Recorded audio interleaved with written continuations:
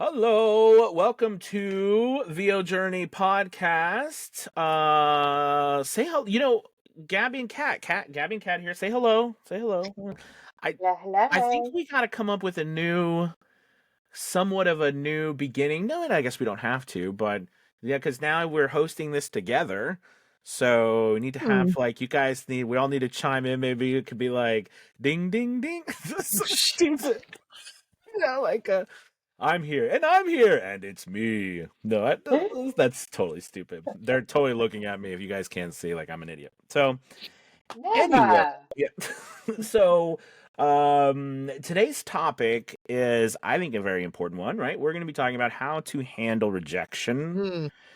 and picking ourselves up. We're going to kind of dive into confidence and everything. So, Kat, why don't you lead us off with this? Sure, sure. Well, I recently heard a really great quote that got me through a piece of rejection that I've recently gone through in a role. And it said, rejection is redirection. And I just love Hmm. that. Oh. And I was like, I know it sounds kind of corny, but I really liked it because I was like, it's so true. It's like what's meant for you will be. And so I wasn't meant to have that job because potentially there's another job there waiting for me that would have clashed with that one or something like that. I think that's how I get myself through rejection anyway. I really like that. So rejection is redirection. That's kind of makes you think. Hmm. It does. So I remember early on as an actor when I was first starting, the when you first come out of the gate, and I think probably a lot of voice actors feel that way too because they're new at what we do. You of course want to get every job that you audition for, and you hope that everything that you put out there, someone's going to also magically message you back and let you know what you did, and if they didn't go with you, they're going to give you a 3-page reason why. And like I think these are things that we all hope when we first start, but the reality is it's so far from the truth. And it's kind of a hard lesson that you learn up front, and it can be very daunting, that rejection. And it's funny because we look at it as rejection, but in the reality of it is I used to say this, and that's why I learned early on, right? No matter what happens, especially when it's visual, more visual as well, right? I always said I'm never going to play a role as a 6'4" basketball player. I'm just, unfortunately, that's not me. And that's okay because I'm me and I'm fine with that. But that doesn't mean something's wrong with my performance or how good I am at what I do. It just literally means I'm not right for that exact role. And that plays a big part in what we do as well. And I know for the casting that I'm doing, and I'd love to get your take on this too, Gabby, as well, and Kat, with you guys in your classes recently. But I know with the casting with Academy Voices, we have so many talented people who are there, but sometimes it has not. A lot of times, it's nothing to do with their ability. Right. A lot of times it has everything to do with what, in my mind, am I looking for? What strikes me as interesting for that particular moment, or the type of character I'm looking for? You know what I mean? I'm sometimes it's do you have an accent that I'm looking for? Or is it not the accent? You could be amazing. So I do think there's levels of rejection, and that word seems to have such a negativity to it. Mm. So I do like the idea of redirection as opposing to that rejection sounds so daunting. Like you've been rejected. I don't know. What do you think, Abby? I I think mean, I think it's a lot of it too is how we're programmed to look at the word. Like men seem to handle rejection so much better than women do. There's a comedian that I love, Eliza Schlesinger, who talks about how, in the dating scene, it's like women feel like any little thing is like this deep rejection of their being, whereas men are just like, you want to date, you date, no, date, date. They just keep going because they're just hardwired a little differently in this idea that to them, they don't see it as this devastating thing. It's just part of the process. And I think when we normalize it to just that, it's just part of the process. it takes some of that away. But yeah, it's such an irony of what we do, right? Like, be vulnerable, put your heart on your sleeve, do all these amazing things, but also be prepared for, yeah, people to not hire you constantly. Yeah. Uh-huh. Definitely. And it's like if it's part of the business, really, you have to see it as it's not personal, it's business. And I think Mm, that's something every actor has to go through, every actor or voice actor has to learn that, like, you do, yeah, it is so ironic. I love that. Like, I always think that. I'm like, what, you want me to be both emotional and like completely like made of steel? I well, like I don't understand. But yeah, it's just it's business, it's not personal. mhm. I always think that it's completely, it's not anything about you or how good you are or how not good you are or anything like that. It's just that the casting director has a particular voice in their mind, and you Mhm. are either that or you are not. Or you're not. Yep. No, I totally agree. So I want to so I have a specific way that I deal with the situation to eliminate the feelings of rejection, and so kind of want to give that to everybody listening. So something that I do, and it actually piggybacks off of what you guys were saying about business. So what I do is I begin to look at, if we're let's just take auditioning for example. So instead of placing, if in this case, blame per se on not getting work on myself, I put blame on the system I've created to get work, right? So let me give you an example. So basically, if I say, all right, I want to get 3 voiceover jobs this week, okay, and I'm going to say then to do that, I need to do 100 auditions. Okay, because I think about 3% of my auditions I will get a job, or I mean, out of 100, I'll get 3. So I do the 100, and do I get 3 or do I not get 3? I look at it as, if I got 3, then I met my goal that I tried. If I don't get 3, I'm like, okay, well, I'm not reaching. My system isn't working. Something is not working within my system. It has nothing to do with the people, like if someone's rejecting me or someone's like doesn't like who I am.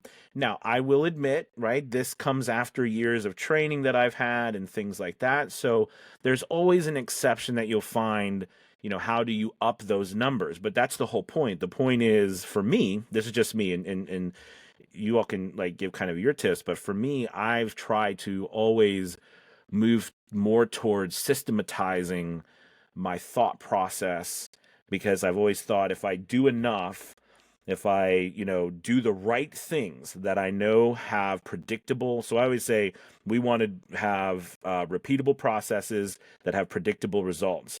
Okay. And if we do those processes and we repeat them, and we are getting the predictable response, or the hopeful, the responses we want, what we're doing is working. If we're not, then there's certain things we need to tweak within those responses. The rejection part, that's not even a question of what we're doing, because we can't expect that we're ever, like, you're going to audition and have a 1-to-1. Mm. That's not, nowhere is that true.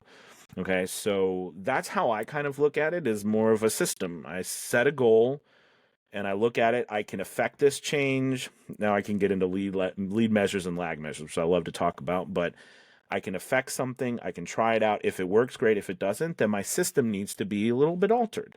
Maybe I do need a little bit more training. Maybe I do need the way I'm putting out my profile. Maybe something needs to change. Maybe I need to do a slight change with my auditioning. But the point is that I'm putting a system into place. This is how much I'm doing. This is the results. If it's not matching up, then my system needs to change some. Does that make sense? What do you guys think? Does that sound good to you?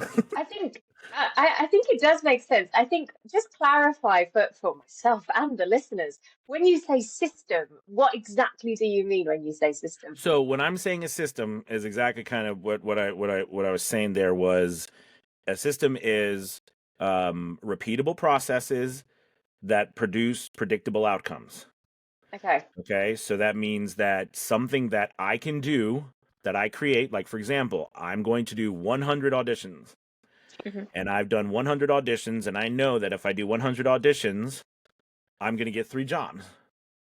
Mhm. So I've basically created a system to say that no matter what, I know that if I do these repeatable processes, I'm going to get a predictable outcome.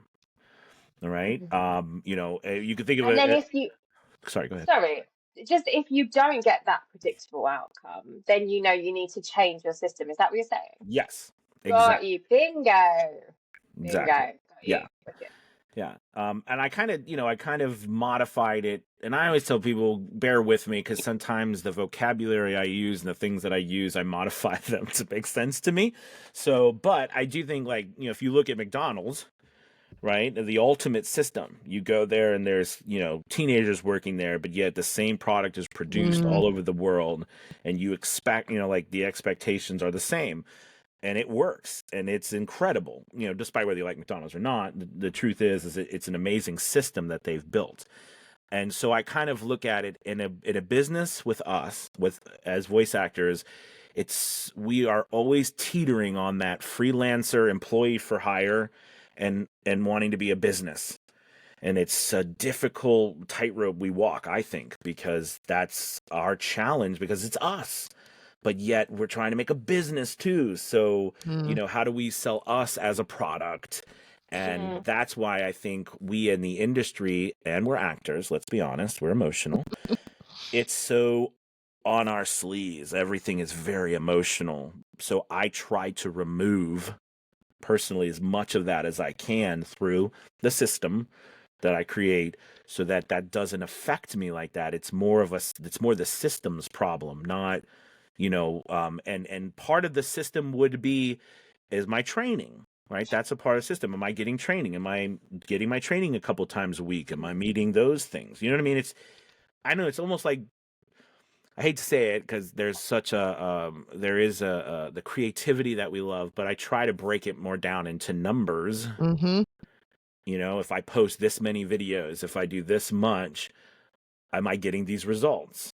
Am I not? That I need to change it. You know what I mean? It just makes it easier the more we go up, it seems, for me. Does that make sense? Yeah, like so the method that you're describing, everything you're talking about, it's great for somebody who works well with metrics Mm, and who, needs that very analytical kind of, system of cogs. And I can totally understand that, and I think there's a lot of people that will relate to that. What I do on the other end of the coin, might speak to some of the slightly less analyticals in the group. I just follow the philosophical know thyself. The better I know and understand my skills as an actor and what I offer and what I bring, the less likely I am to audition for roles that are wrong for me, mm, which reduces the amount of rejection because then I'm really, really targeting in on, right.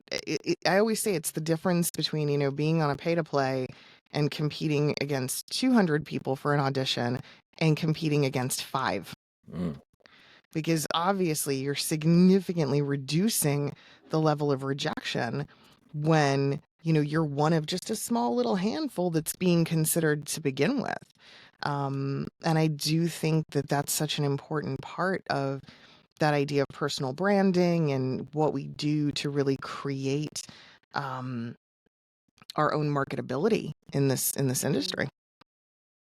Yeah, Mm. definitely.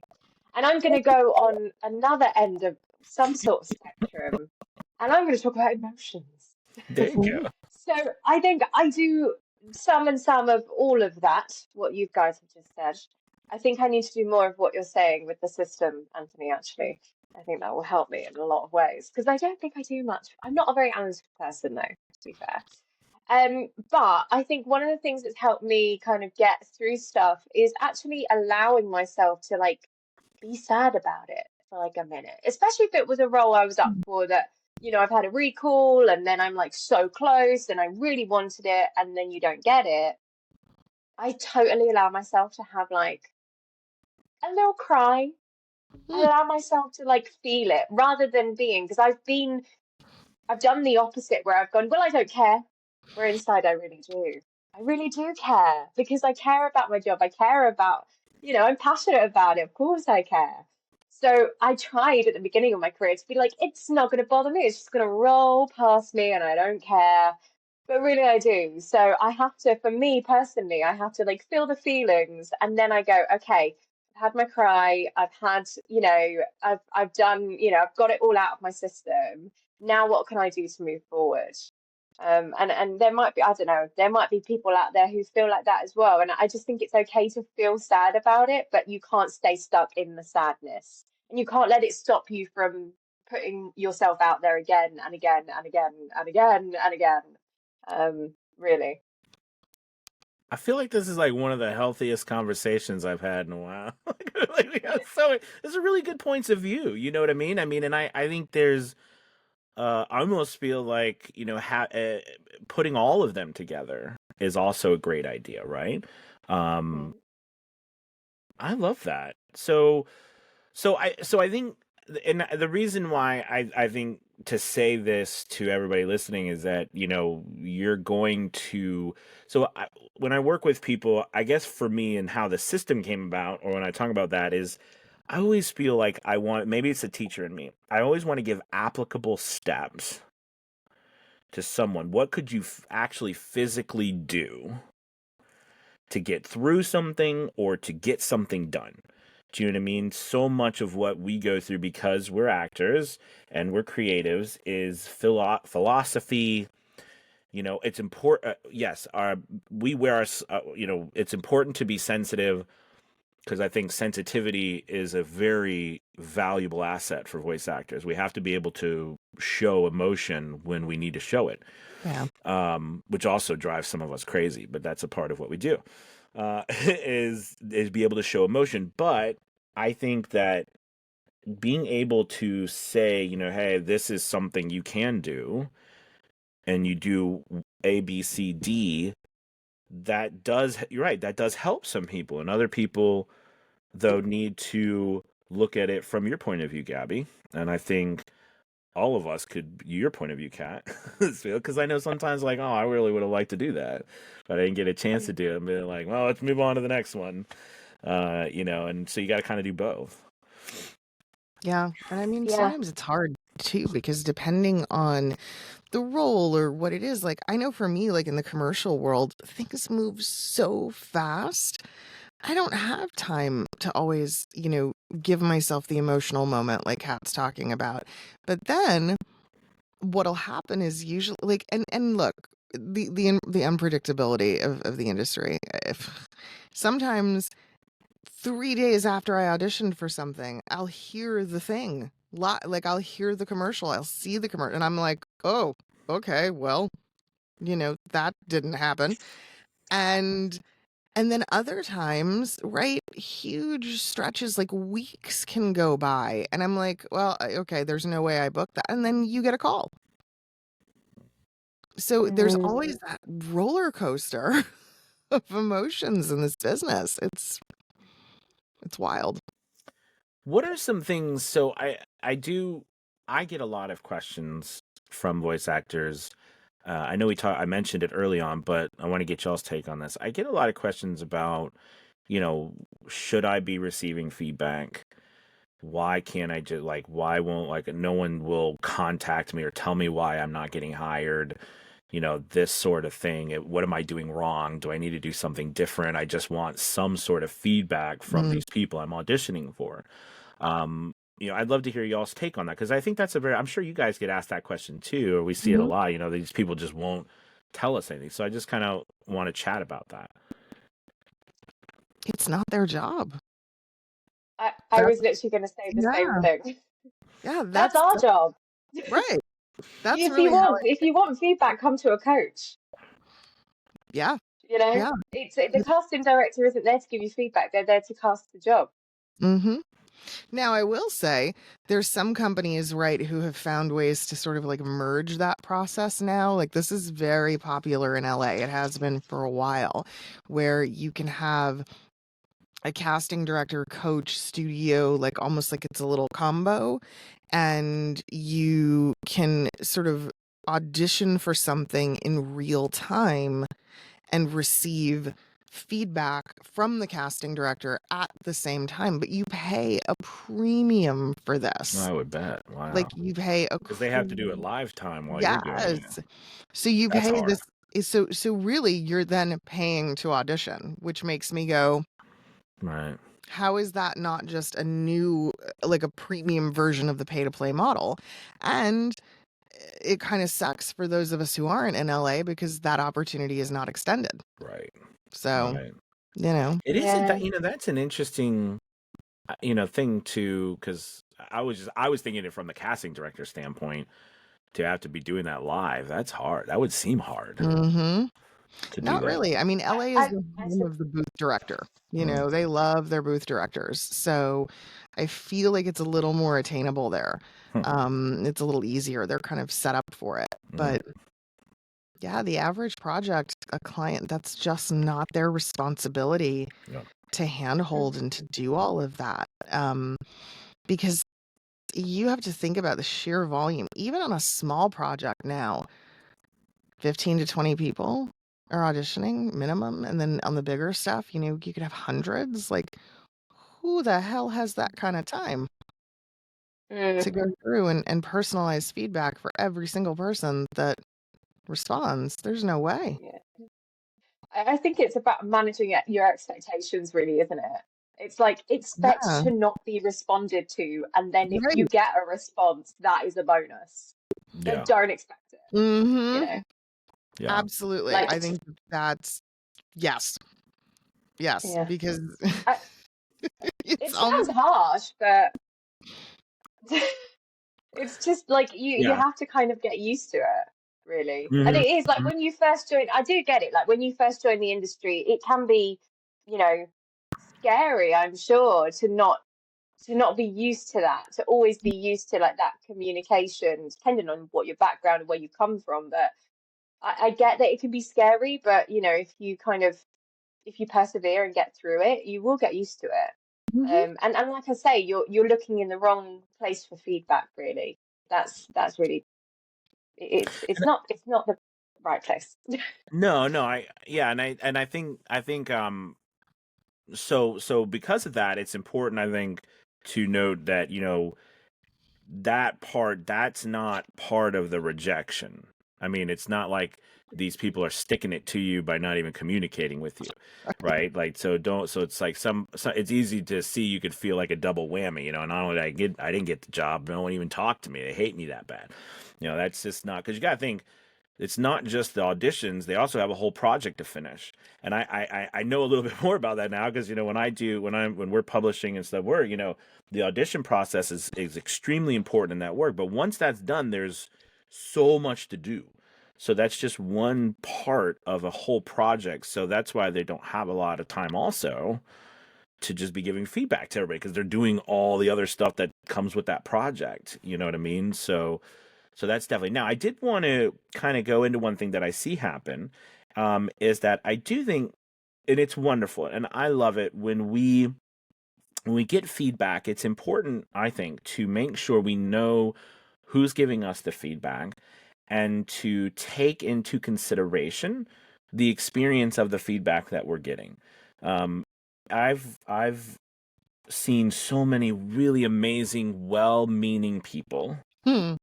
who, bless their hearts, maybe haven't even gotten a voiceover job yet, but they love to, help and to give their opinion. And I say this in a manner, right, because they really are. These are nice people who are trying to help.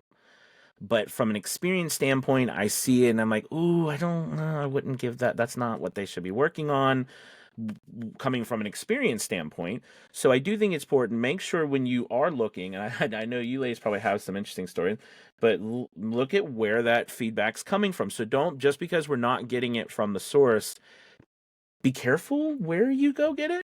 Mm-hmm. Yeah. Yeah, Yeah, I agree. there's one of the things that I always see a lot is the variations in the genres of voiceover, because you can even have within coaches, right? You can have a piece of Hmm. feedback come from somebody whose background is TV promo, Right.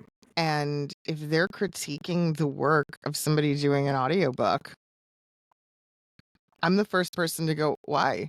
You have no skin in this game. You shouldn't even be telling this person what they're doing right or wrong, because it's not what you do all day. It's a completely different area of the industry. And we see it a lot where people kind of cross. I mean, then I see the talent, the poor voice actors, like they're so confused. They're just like, well, this person told me this and this person told me this. And it's like, hang on a second. You have to, like, which feedback is valuable to you based on your desired outcome and the area of the industry you want to be in, because the rest you can put aside. Yeah, but it's hard. It's hard. Yeah. No, absolutely. And I think we've all probably gotten situations where someone has come to us and they've said so and so, they've, heard such and from Hmm. so and so.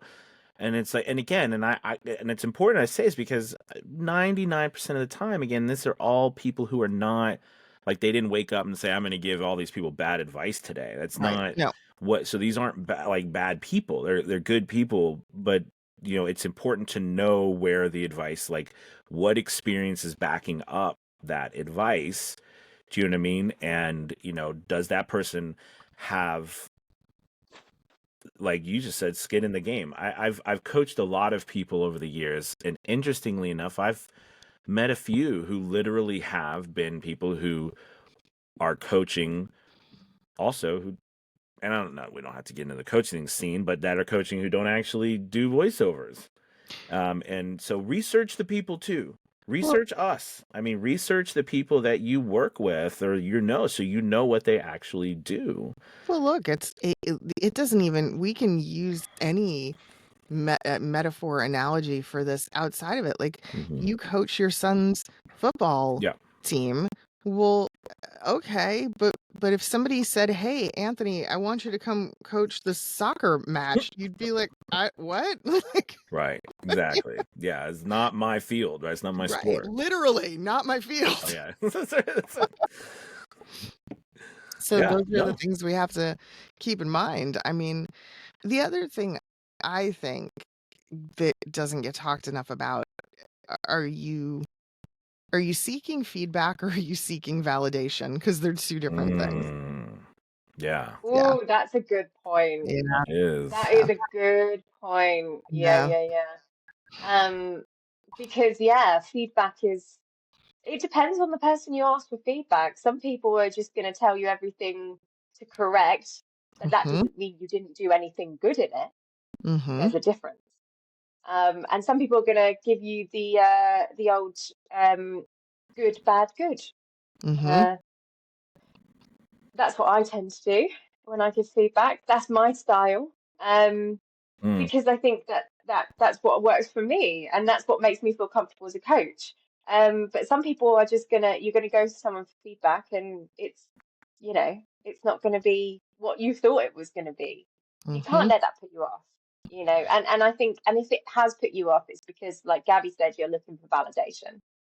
Um, yeah, Yeah. and yeah, it's just, it's not the right place to be looking for validation either, No, and when it because comes to validation, I think where people get really kind of hmm, they can get they get their panties in a twist is when you're seeking validation and a coach focuses on the negative or focuses on the things you've done wrong, it's because, well, effectively, that's what you've paid for, right? We're here mm, to tell you what's not working. We're not here to tell you you're amazing. Then what's the point? Like, we're, mm, so yeah.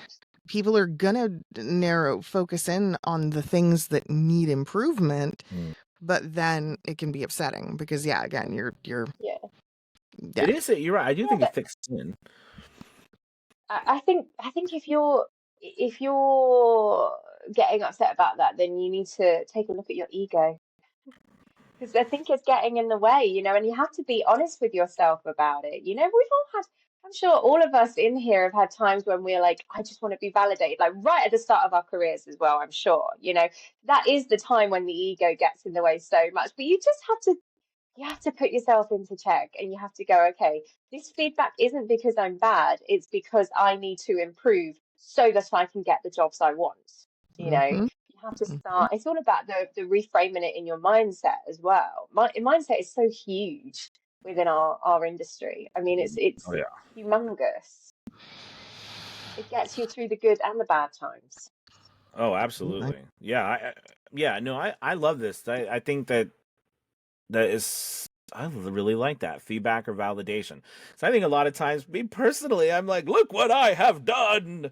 Please, you see it, right? Everybody sees it, right? It's good. It's good. I mean, that should be like a bumper sticker. I say I'm on my car. Look what I have done, please.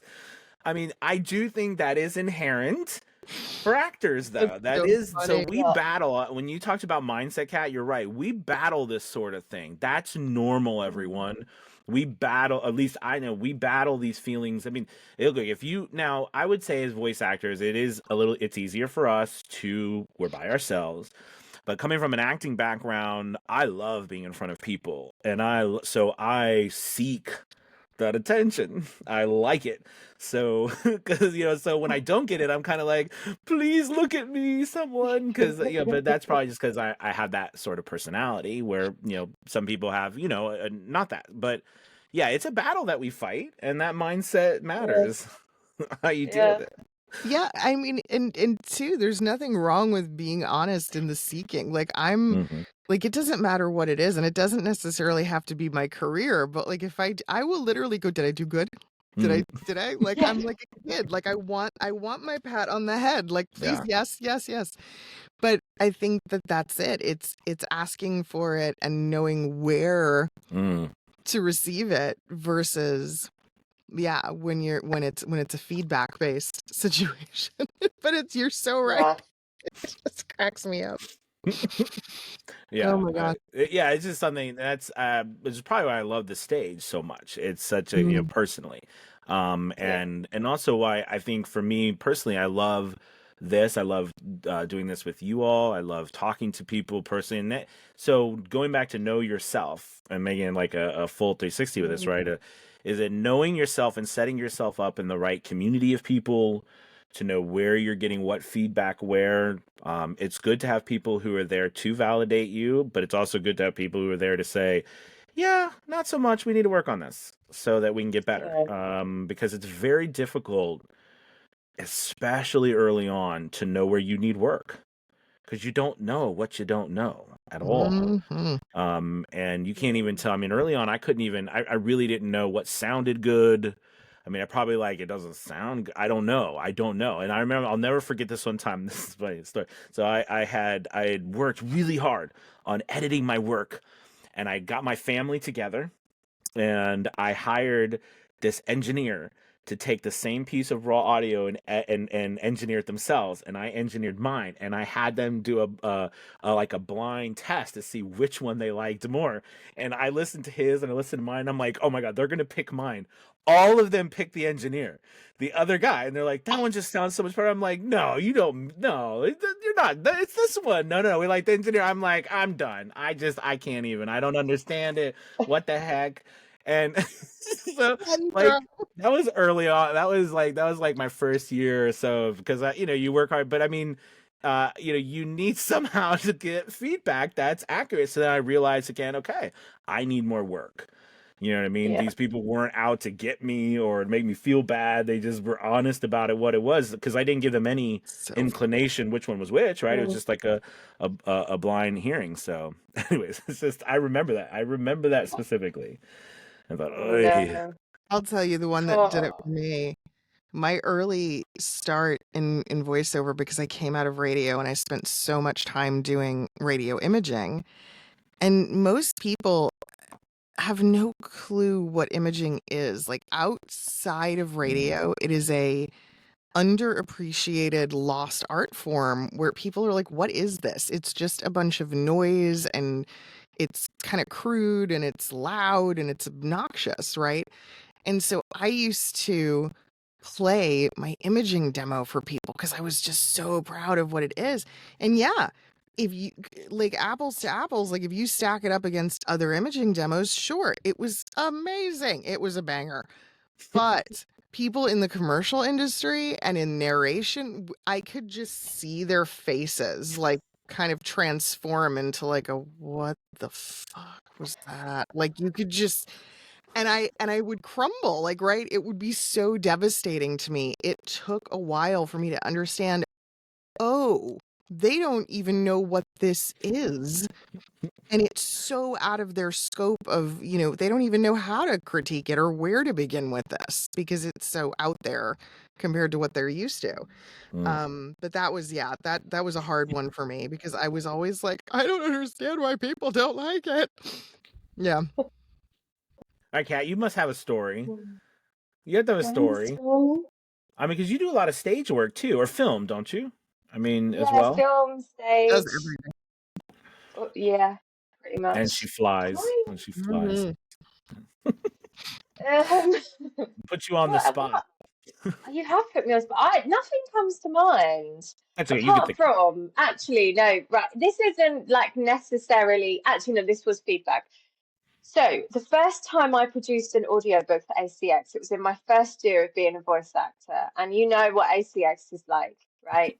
I Mm, still had a USB microphone. It was not good. It was the performance was fine, but the audio was like I look back at it now and I just go, I can't believe like how, why though? Why is that still on the internet? Thank you for that forever and ever.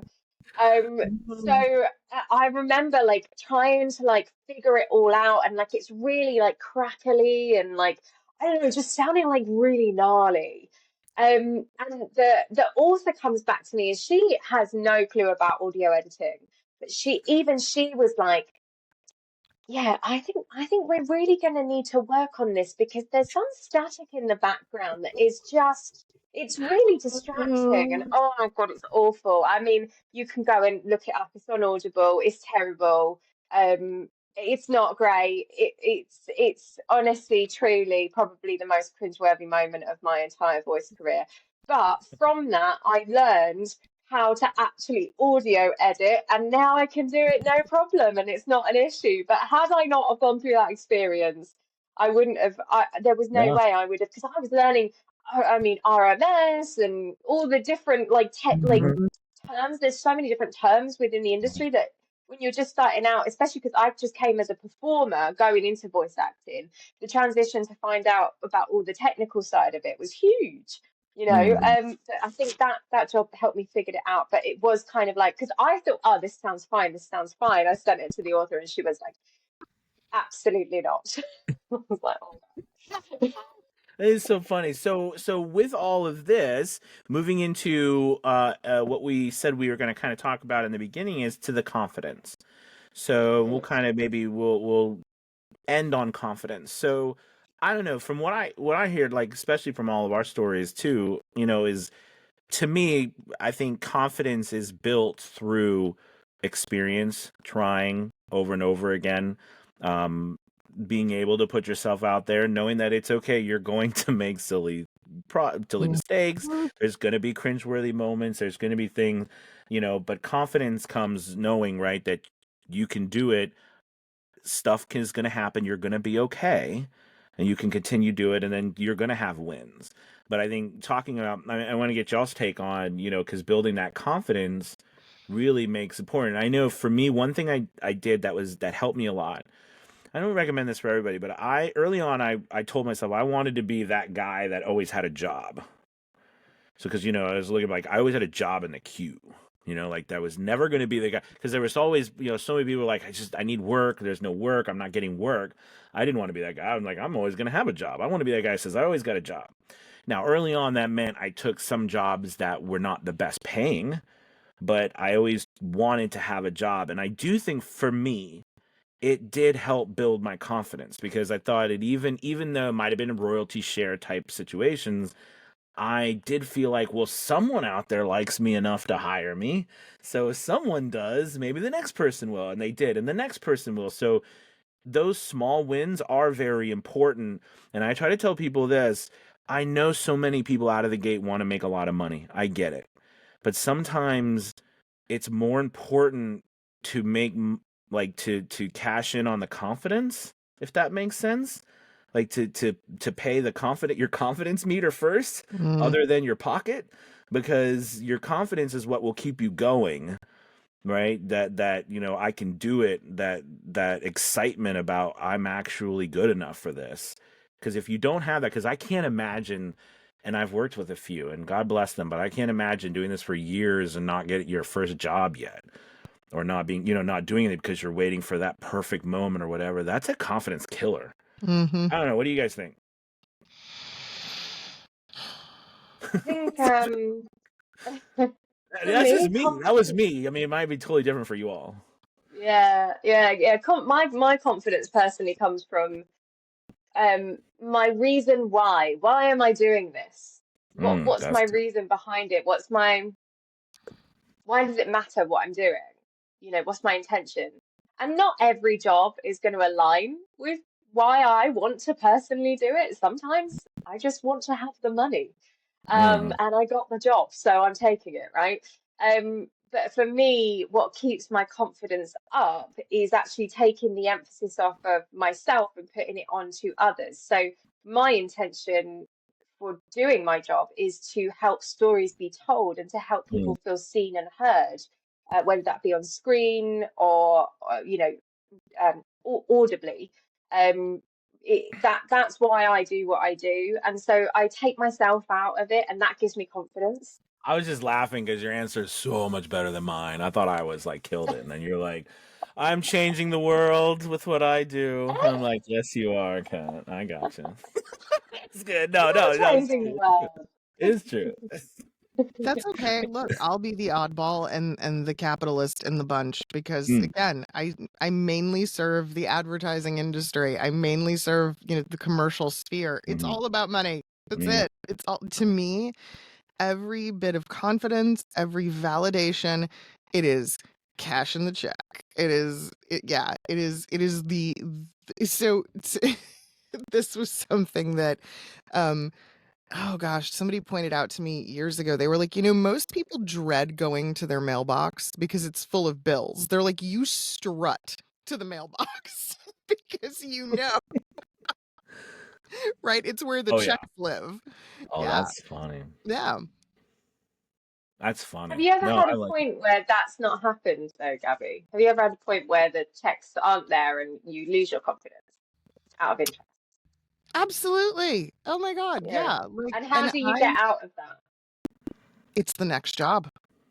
It's Mm. honestly, it's just the continued hustle. Like I'm a catastrophizer. So I'm the worst because I'm the one who goes right from, oh, it's been a bad week. Oh, the bad week turned into a bad month. Maybe it's a bad year. Like I'll go from like I didn't have a job this week to I'm gonna be homeless in like Oh, no time. yeah. Oh yeah. I'm just right, like Oh my gosh, worst I'm the Me same way. too. You're yeah, right. like You're right. Yeah. absolute Totally. worst case, like Totally. everything's done, like my Yeah. career You're a is failure. over. We Yeah, I'm a Yeah. failed. The like world is Failed at ending. life. Yeah. Yes. I get it. absolutely.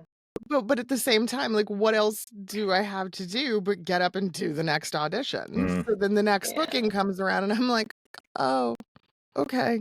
I guess I'm okay." that's It's all right. Yeah, hilarious. I guess I'm okay now. Well, everyone around you is like, there's like destruction. Everyone's making sure you're okay. And you're like, yeah, I'm Yeah. fine. I And just I'm got to go for a job. And it's like, Oh my oh, gosh. No, yeah. I was making a joke. My wife, God bless her, she's the opposite. So I'll come in and be like, it's over. I've failed everything. And she's like, all right, get a drink, sit down and talk to me about it, and she's on her phone. But she's so experienced with it. I'm like, I've tried so hard. You're gonna be okay. It's all right. I love you. Like she's so just like, oh, he's so dramatic. Oh, But you're right. that They're is dramatic. adorable. Oh my gosh. But you're so right, though. I feel like that sometimes, Oh definitely. yeah, I've been talked out of a panic attack or two. yeah. So that Yeah. again, Mm, mm. Mhm. Well, listen, this has been what a fun conversation today, and I think I was trying to figure out a way since we're kind of doing this new format and everything. I love it. we should have like a Friday or like a let's leave with a tip, or no, maybe that's too much. Or let's have like a how do we end our podcast? And you guys use UILC where I'm doing it live where you're listening to. So we're on the fly. We're improvisers. So we could have like, what's our tip for the rest of the weekend? I'll go first. I'll just do a tip for the rest of the weekend since we're uh, uh, try the system. Try for the next week saying I'm gonna do 5 actions, and with those actions I want a particular outcome, almost like a scientific method. You have a theory and try it out and see if it works, and if it does, fantastic. If it doesn't, that's okay. We'll try another one the next week.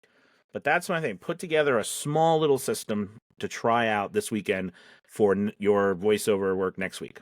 That's my tip. Love it. I like it. Okay. You're up. You're next. Okay, so mine is going to be take a few minutes to really, really hone in on knowing yourself as a performer and knowing what makes you unique amongst your competing actors, and try to make the decision to say, I'm going to skip an audition or not audition for something that just isn't a good fit, that doesn't meet that criteria of who I am in the industry. Nice. Very nice. Ooh, you're the I last one, think Kat. my tip is gonna be, I kind of want to give two. Okay, the first one is get out and walk in, Mm, it doesn't have to necessarily be nature, but if you're in a funk, get out, close the laptop, get mm, out, like talk to someone about it, get it off your chest. And then the second one is find your why. Why am I doing what I'm doing? And it can be like Gabby, mm, I want the money, or it can be like mm, me, and it can be kind of like mm, philosophical and shit, but mm. um, Oh yeah, it's find your why. I love it. That's Uh, great. Good tips, you guys. Well, hey, thank you all so much for listening. We appreciate you. Have a wonderful Friday, and you know what? Guess what? We'll be back next Friday. Yeah. Well, have a good one. Bye, Bye. everybody. Bye. Bye.